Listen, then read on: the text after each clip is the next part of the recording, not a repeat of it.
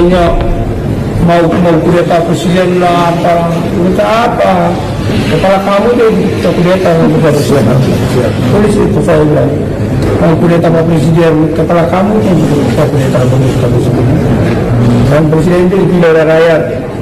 Apalagi mengenai para purna bilang, wah Gibran itu harus dipakai. Gibran itu dipilih oleh rakyat. Ya.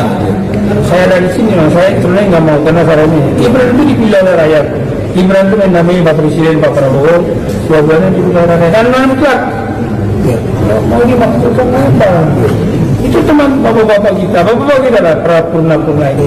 Karena pertaruhan pribadi mereka kalah gitu loh. Mereka kalah kayak Pak Sutioso, apain? Pak Sutioso itu nggak usah menyinggung ormas. Sudahlah, kalau saya bilang bahasa kayak mulut itu udah bau tanah. Nggak usah nyinggung kita. Orang mau tetap sama Pak Sutioso, kalau saya itu semua takut. Dan dia menyinggung kita, saya anda mulut itu udah bau tanah udah lah. Berdoa meminta kepada sementara dengan sementara yang dipanggil sama Allah. Belum mampu mengurusi sebuah negara.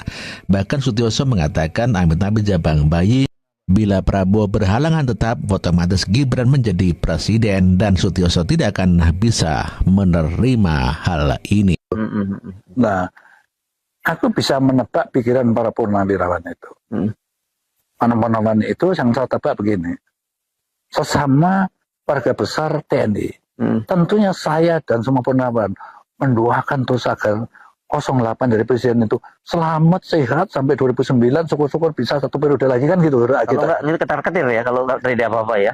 Nah, ya justru itu kan kita kan manusia kan. Kita semua seperti itu yakin.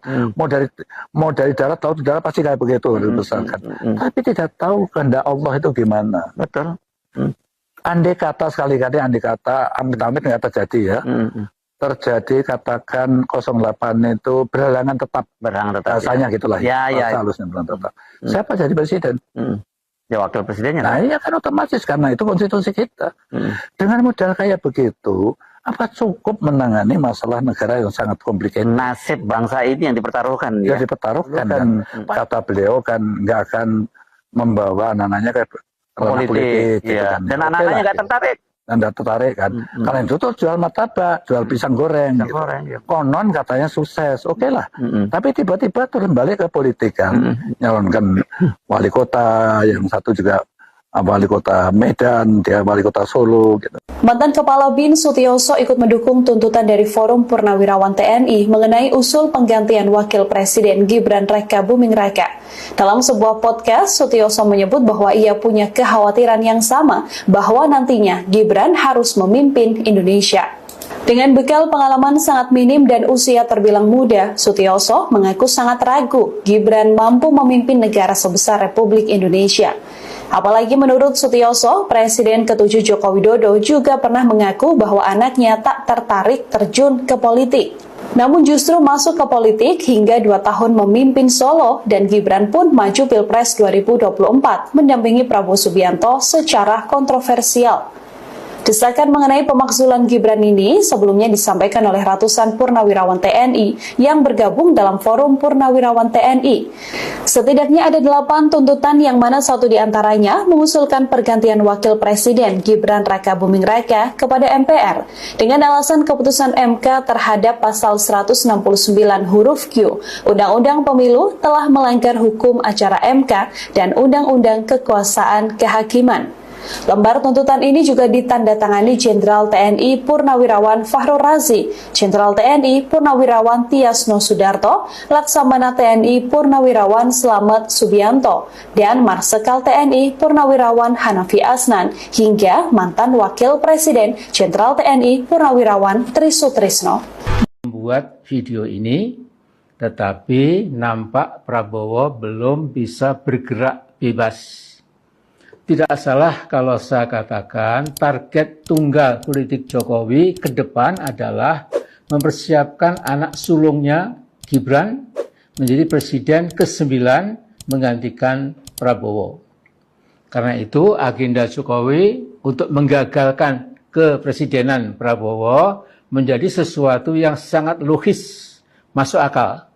Nah, bahwa Indonesia pasti ambruk kalau Gibran sampai jadi presiden di tahun 2029, itu tidak ada soal, nggak ada masalah bagi Jokowi. Sebagai seorang yang saya duga keras mengidap penyakit egoisme ekstrem, narsisisme, dan megalomaniak, Jokowi tidak sungguh-sungguh memikirkan kesejahteraan rakyat, tetapi kesejahteraan dirinya, anak-anaknya, dan keluarganya saja. Nah, untuk mencapai keinginannya yang busuk itu, Jokowi menempuh segala cara. The end justifies the means. Tujuan menghalalkan cara. Al-ghayah tubarrul wasilah dalam bahasa Arab. Lucu rasanya presiden yang juga jenderal bintang 4 belajar leadership dari pengusaha kayu, tukang mebel, dan ahli pelitur yang lapar dan dahaga kekuasaannya cukup mengerikan. Ijazahnya pun disorot para ahli sebagai ijazah palsu. Hakikatnya Presiden Prabowo berlomba dengan waktu. Prabowo harus segera berbenah ke dalam secepat mungkin. Heboh, Gibran Fufufafa akan jadi presiden 12 tahun. Parah. Gue menyatakan di depan para pengusaha di Singapura, beliau hanya akan 3 tahun, kemudian diteruskan Gibran. Dan kalau nggak salah ya, nanti tanya sama Pak Hasto langsung. Dan Gibran itu karena 2 tahun saja, maka kemudian akan boleh election 2 kali. Jadi total 12 tahun. Itu yang dinyatakan oleh Pak Hasto, didengarnya di pertemuan para pengusaha di Singapura. Tapi untuk jelasnya, tanyakan saja kepada beliau. Tahu kan beliau siapa? Dia ngomong Pak Prabowo. Bedanya cuma satu, ketika Pak Prabowo menyatakan di depan sana, katanya beliau hanya akan 3 tahun, sehingga tersisa Gibran 2 tahun, maka kemudian Gibran akan running 2 kali lagi, jadi total 12 tahun. Tapi kalau Pak Rosan bilang sama saya, adalah Gibran yang akan 2 tahun, ya kan? Kemudian akan diteruskan, Pak Prabowo hanya 2 tahun, kemudian akan diteruskan oleh Gibran 3 tahun. Yang di Singapura ngomongnya kapan itu? Tanya Pak Hasto. Tahunnya dia? Apa? Tahun sama bulan. Aku nggak tanya segitu detailnya. Jadi maksud aku tuh waktu aku ngomong kayak gitu tuh orang jangan tahu, nggak mungkin gue bohong lah. Gue nggak pernah bohong. Jadi kalau ada yang bilang gue bukan tukang fitnah, halo kemana aja lu? Kalau tukang fitnah gue nggak mungkin ngajar di mana. Dari semua isi tuntutan Forum Purnawirawan TNI, tidak ada yang lebih menyentak publik selain satu hal.